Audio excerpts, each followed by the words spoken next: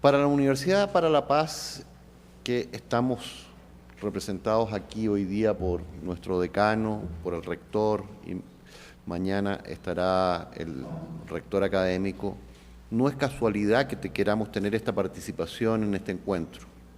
Tenemos una oficina en el Palacio de la Paz y allí se congrega los valores de Naciones Unidas con el trabajo que Naciones Unidas encomendó hace 30 años a la Universidad para la Paz. Con motivo de la inauguración del centro en La Haya de la Universidad para la Paz y que está establecido en el Palacio de la Paz, el secretario general Ban Ki-moon señaló respecto a este centro: es esencialmente notable que este centro establezca su casa en el Palacio de la Paz. Refleja el profundo interés en la educación para la paz que existe en Holanda y asegura que este centro de la UPAS tenga un acceso inmediato a una audiencia grande y diversa. Nos sentimos muy orgullosos de poder ocupar ese pequeño espacio en esa gran casa, en esa gran institución en La Haya, porque además refleja, como lo recordó la señora embajadora, los valores comunes entre Costa Rica y Holanda, dos países pequeños, pero que buscan en la paz, la justicia, el desarme, los derechos humanos, la protección del medio ambiente, valores esenciales para el mundo, como bienes públicos que es necesario proteger. Y en ese sentido, la presencia de la UPAS allí reafirma la misión global que tiene nuestra universidad en el mundo, formando nuevos líderes que sean capaces de abordar los nuevos conflictos y las nuevas perspectivas que es necesario mirar para su resolución en un mundo cada vez más complejo. Desde esa perspectiva, mi interés es poder referirme a las grandes transformaciones globales que están ocurriendo en el mundo, cómo afectan las relaciones de poder y el impacto en América Latina. Y quizás vale la pena hacer una referencia muy lejana, pero que sigue teniendo vigencia permanente, que es Séneca, decía: muy breve y trabajosa es la vida de quienes olvidan el pasado, descuidan el presente y temen el futuro. Recordar este edificio, el valor que representa en su centenario, es recordar que hace 100 años, en el año 13 del siglo pasado, hubo un esfuerzo significativo por establecer un espacio donde se pudiera construir la paz. Sin embargo, un año después, la guerra asoló Europa y el mundo. Y esa guerra, para muchos historiadores, no terminó 5 años después o 4 años después, sino que terminó recién en el año 1945 con la creación de Naciones Unidas, pero algunos otros dicen que incluso la conflictividad en Europa y en el tercer mundo, en África y en otros países, se mantuvo prácticamente hasta el fin de la Guerra Fría, con la guerra en Kosovo. Europa aprendió más que nadie de la experiencia de la guerra, y el Palacio de la Paz está allí para recordar que ese bien universal, que es el que permite tener el disfrute de cualquier otro bien, es necesario preservarlo, mirando la experiencia del pasado, aprendiendo en el presente para poder construir un futuro mejor. Desde esa perspectiva, las reflexiones que quiero compartir con ustedes, que hablar de un centenario probablemente es algo muy lejano para todos nosotros, pero probablemente ustedes nacieron después del fin de la Guerra Fría, entonces cuando se habla de muchas de estas cosas que ocurrieron, la existencia del campo socialista, de la Unión Soviética, en fin, es casi una fantasía para un canal de Disney. Pero la verdad es que el mundo se mueve muy rápidamente y los cambios que han ocurrido desde el fin de la Guerra Fría al día de hoy son vertiginosos. Y en particular en el área centroamericana esto tiene una incidencia muy grande porque aquí no nos estamos matando en una guerra, pero tenemos más muertos que en una guerra. Y en ese sentido, nuevamente, el aporte holandés a buscar una visión para poder prevenir la violencia es un aporte esencial a la paz en esta región, muy pequeña, pero que refleja problemas muy graves en los problemas del desarrollo en el mundo. Y el tema está en que el sistema internacional, las relaciones de poder en el sistema internacional están cambiando de manera muy acelerada. Los esquemas de gobernanza global no han dado los resultados esperados. Se fomenta la recurrencia de crisis y de situaciones de inestabilidad. La falta de previsibilidad debilita las relaciones armoniosas y, por lo tanto, genera dificultades en la cooperación entre los actores para construir bienes públicos.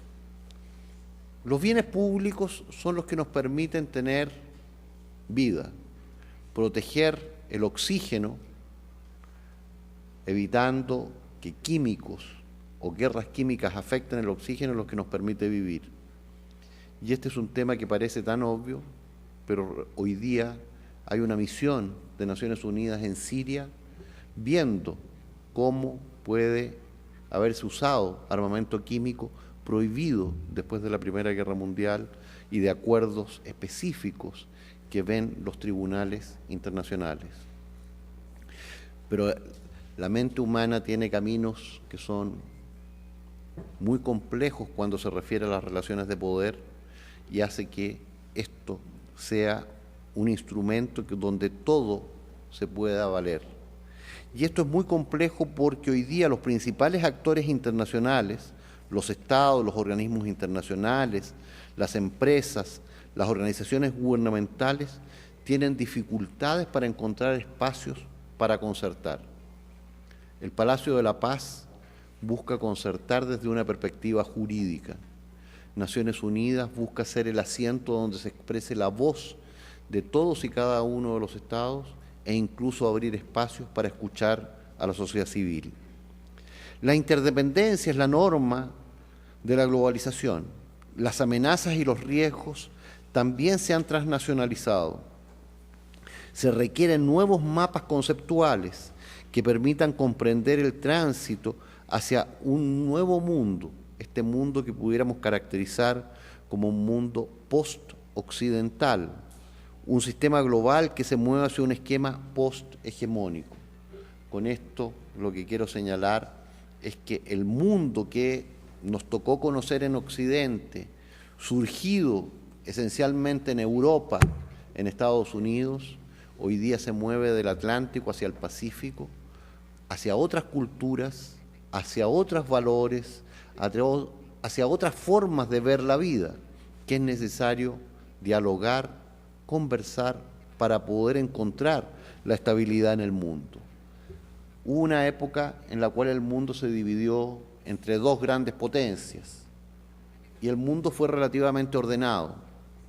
Las guerras eran en la periferia y había un gran temor por lo atómico. Había un reloj que marcaba que teníamos 12 minutos probablemente sobre una crisis atómica. La más cercana en este continente fue en el año 63 con la crisis de los misiles en Cuba. Pero ese mundo cambió. Con el fin de la Guerra Fría apareció la ilusión de que un solo Estado iba a coordinar y organizar todas las reglas en el mundo. Pero eso no fue así porque se demostró la debilidad con el terrorismo de alcance global el 11 de septiembre y se demostró que no había ninguna potencia, por muy poderosa que fuera como lo es Estados Unidos, de resolver los principales problemas de la paz y de la guerra en el mundo. Y esto hace que necesitemos coordinar las acciones, estados grandes y pequeños, para encontrar soluciones. Muchas de ellas encontrarán solución directa, otras muchas requerirán del Tribunal Internacional de Justicia. y llegarán a la Casa de la Paz, al Palacio de la Paz. La crisis financiera, que ya tiene más de 5 años, está afectando a todas las regiones del mundo y hace que surjan desde distintas perspectivas visiones que generan un mayor nacionalismo y que incluso pueden llevar a secesiones en países, como al menos 5 casos en la Unión Europea. El más importante de todos probablemente se refiere a Cataluña. Y esto hace que la respuesta frente a la crisis financiera, en la cual los países desarrollados tienen la mayor responsabilidad, por primera vez muestra una diferencia de criterio, una forma distinta de ver los problemas entre Estados Unidos y Europa. Durante 60 años, Estados Unidos y Europa tenían una voz común. Frente a la actual crisis financiera, no hay una perspectiva común, no hay una visión compartida sobre cómo encontrar soluciones. Y esto dificulta las posibilidades de que el desarrollo vuelva a ser un instrumento esencial para movilizar al conjunto de la humanidad. Hoy día, las instituciones que mueven el desarrollo probablemente provienen de lo que el informe del Programa de Naciones Unidas para el Desarrollo, el informe global de este año, señala la emergencia del sur. Son los países como China, como India, como Brasil, como Indonesia o algunos otros, quienes pueden tener la capacidad de mover la palanca del desarrollo. Pero no hay certidumbre de que eso sea así si no hay institucionalidad global. Y el problema con Naciones Unidas y otros organismos es que se encuentran en el marasmo, están paralizados por el veto en un caso y por la dificultad para encontrar consensos sobre las cuestiones globales como el tema nuclear, el medio ambiente, la crisis financiera, la emergencia alimentaria, los desastres humanitarios. Los riesgos globales son cada vez más significativos. Una de las lecciones que se puede extraer es que en esta etapa de grandes transformaciones, como señalaba, ningún Estado tiene la capacidad para ordenar el mundo, ningún Estado tiene la capacidad para gobernar la globalización. Y en este sentido es necesario encontrar nuevas respuestas a la emergencia que plantean los problemas transnacionales. Se requieren respuestas multilaterales, consensuadas, coordinadas y asociativas que presenten un impulso en el marco de la globalización para poder encontrar una concertación esencial. Muchos de los fenómenos actuales podemos denominarlos como fenómenos intermésticos, es decir, son internacionales y domésticos a la vez. Es muy difícil diferenciar hoy día muchos temas si son internacionales o son locales. Y esto hace que estos procesos en América Latina, como en otras regiones, sean críticos. Es necesario percibir cómo estos fenómenos transnacionales generan incertidumbres y vulnerabilidades. Y las respuestas tradicionales no alcanzan para poder percibir nuevas soluciones. Por ejemplo, el sistema capitalista, el sistema que rige en todas partes del mundo. En China se hablará de un capitalismo socialista, un socialismo de mercado, pero al final es un capitalismo que tiene una fuerza en el Estado muy grande. Es de carácter global, funciona de manera global, pero las elecciones, la oferta política en la democracia no lo es. Estas siguen siendo nacionales y con un fuerte raigambre local. Costa Rica se enfrentará a una elección dentro de 6 meses. Muchos de los problemas que deberá enfrentar el próximo presidente en Costa Rica tienen que ver con problemas globales. La cantidad de dólares que entran a Costa Rica, la cantidad de exportaciones de Costa Rica, la cantidad de turistas que vengan a Costa Rica. Sin embargo, la elección no elegirá a quien toma esas decisiones fuera de Costa Rica.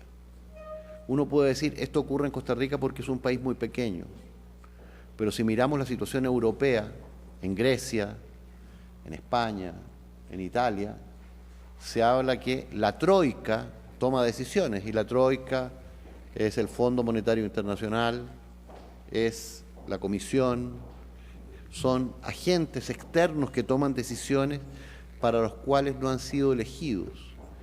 Y Ulrich Becker, en un libro reciente que llama La Europa Alemana, dice: el Parlamento alemán es quien decide sobre temas soberanos en Grecia. Es el que debe aprobar o no los préstamos para Grecia. Y no es el Parlamento griego el que decide sobre cómo organizar su economía y su futuro. Estos son temas nuevos que necesitamos pensarlos y encontrar soluciones. Son soluciones de carácter global que es necesario visualizar para encontrar alternativas, porque estas tensiones generan una gran disonancia, generan desconfianza en los líderes políticos y es necesario buscar nuevas opciones. Desde América Latina no ha surgido ninguna respuesta viable para las transformaciones globales en el sistema internacional. No tenemos una lectura compartida de los cambios internacionales. Brasil emerge como una potencia, pero por sí sola no está en condiciones de imponer o proponer alternativas globales. Requiere del apoyo de América Latina. Pero América Latina hoy día pesa mucho menos que en el año 45, cuando 22 países de América Latina representaban el 40% de Naciones Unidas, donde eran 51 miembros. Hoy día siguen siendo 22, si colocamos el Caribe, 34 países en una organización que tiene casi 200 Estados miembros. Por lo tanto, es necesario mirar nuevas formas de concertación. La CELAC aparece como un paso importante, pero no es fácil pensar que en el conjunto de instituciones creadas en el último tiempo pueda darse una concertación suficiente para poder avanzar en muchos de estos aspectos.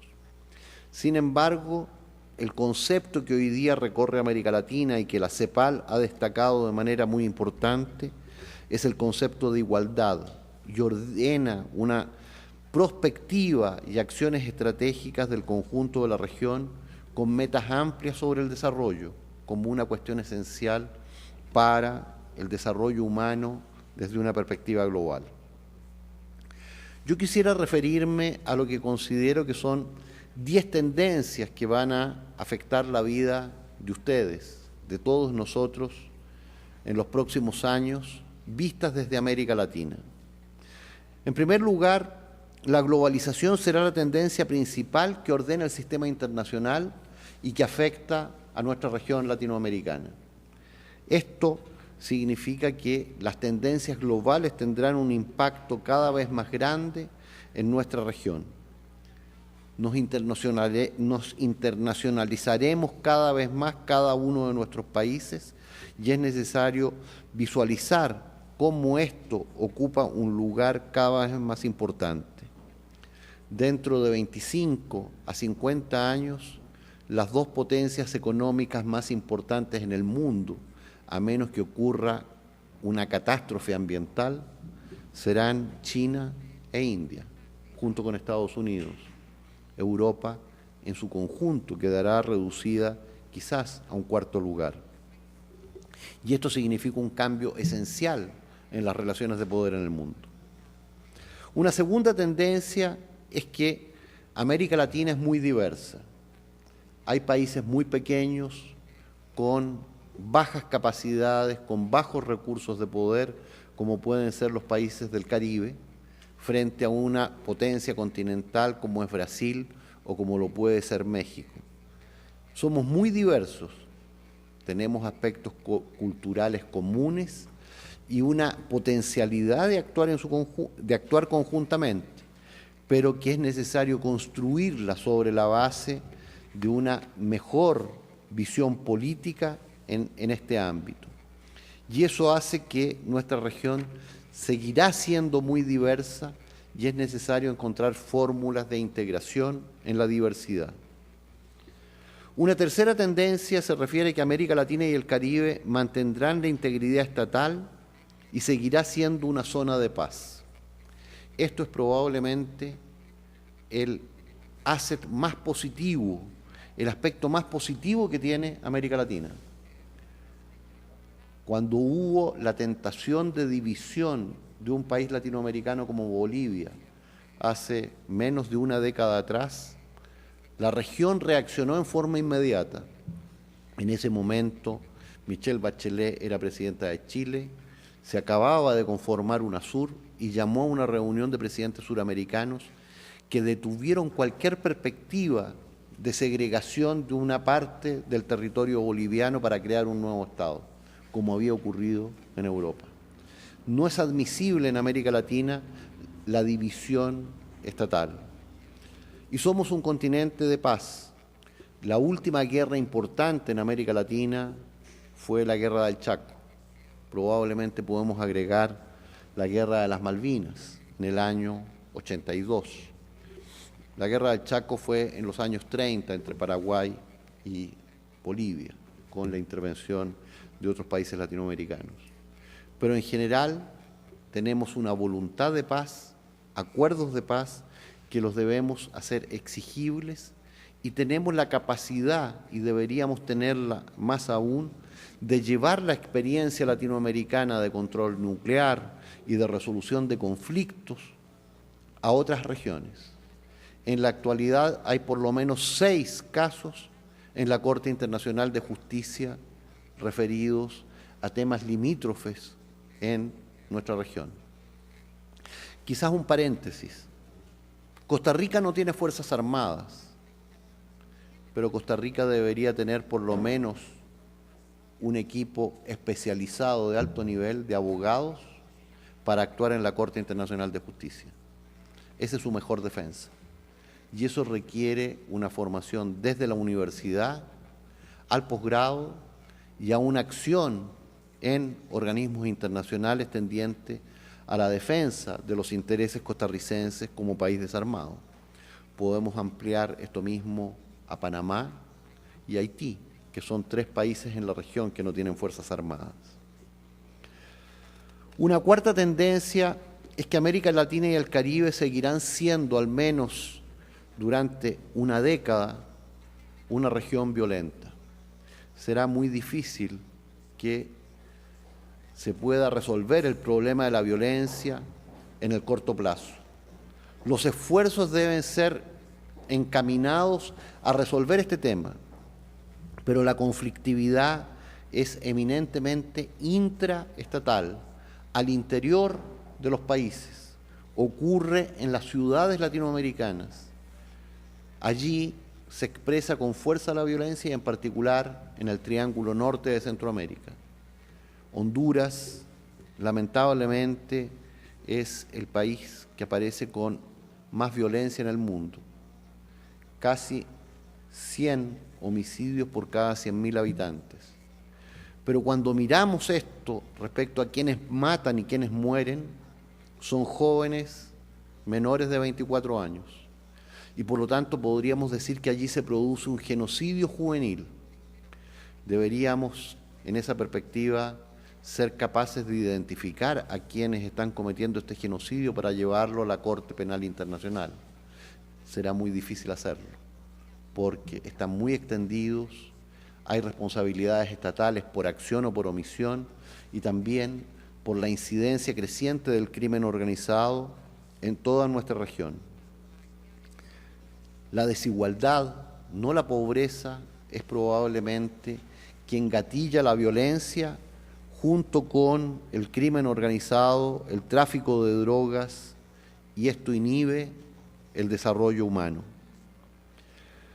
Una quinta tendencia en América Latina y el Caribe es que continuarán siendo una región democrática, pero con fuerte desafección de la política. Esto se expresa particularmente en lo que hemos visto en Chile con las manifestaciones de los estudiantes, en Brasil con las manifestaciones que han habido respecto a el alza en 10 centavos del transporte, pero que son más comunes en el mundo. También en Turquía se producían reacciones similares, porque las clases medias están creciendo en el mundo, saben mejor de sus derechos y los quieren exigir. Y esto hace que muchas respuestas, en particular de los jóvenes, es no estoy ni ahí. Esto no tiene que ver conmigo y probablemente si pensamos en la experiencia de ustedes respecto a cuánto miran la política costarricense, sobre la cual deberán decidir en menos de 6 meses, no me interesa. Ninguno, no le creo a nadie. Y tampoco buscan alternativas eficientes para resolver ese problema. Y si la democracia se ve corroída por la corrupción y el crimen organizado, nos afecta a todos y es responsabilidad de cada uno encontrar soluciones en este campo. La buena noticia es que América Latina, al menos en el próximo quinquenio, seguirá creciendo en lo económico y el Caribe lo hará a un ritmo menor. Incluso algunos países tendrán problemas en este campo. Pero al menos, en particular Suramérica y algunos países en Centroamérica, Costa Rica tienen el potencial de seguir creciendo porque China sigue manteniéndose como un motor importante en la relación con estos países. Si se produce una recuperación de Estados Unidos, eso será muy alentador para Centroamérica y para el Caribe. Mientras eso no ocurra, el crecimiento en la parte norte de América Latina será más lento. Una mala noticia para el mundo es que el cambio climático será un factor crucial en los procesos de desarrollo. Y esto afecta la vida cotidiana de manera importante.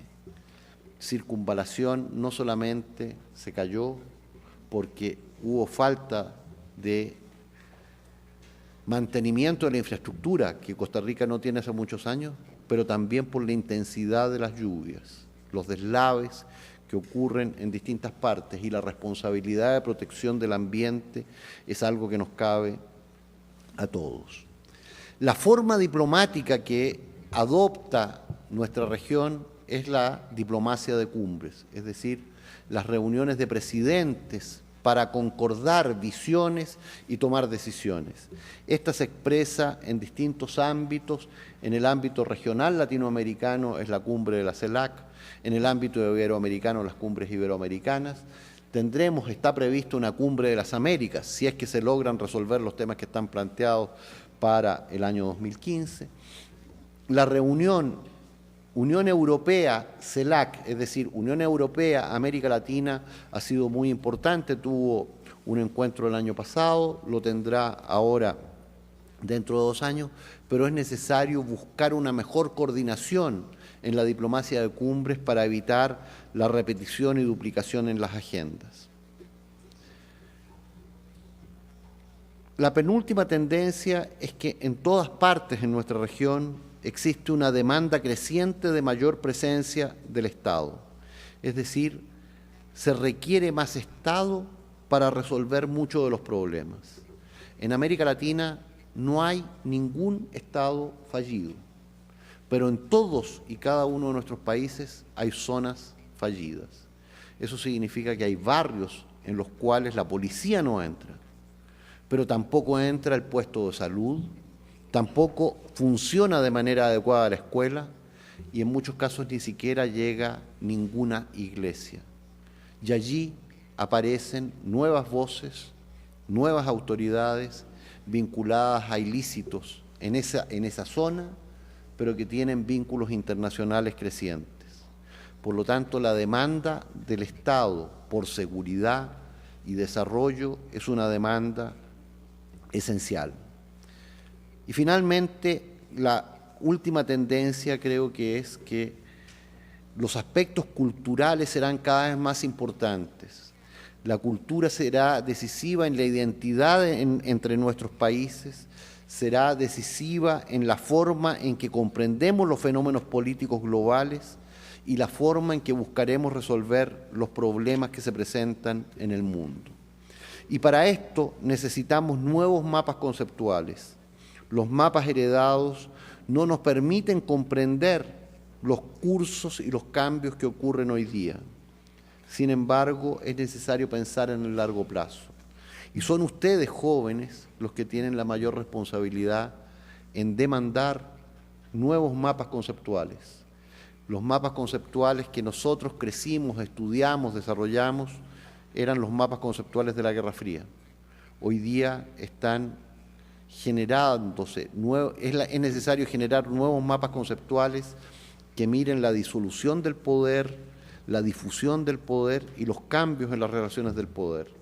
Desde la Universidad de La Paz hacemos esto, particularmente centrados en temas de resolución de conflictos, educación para la paz y mirar los temas ambientales.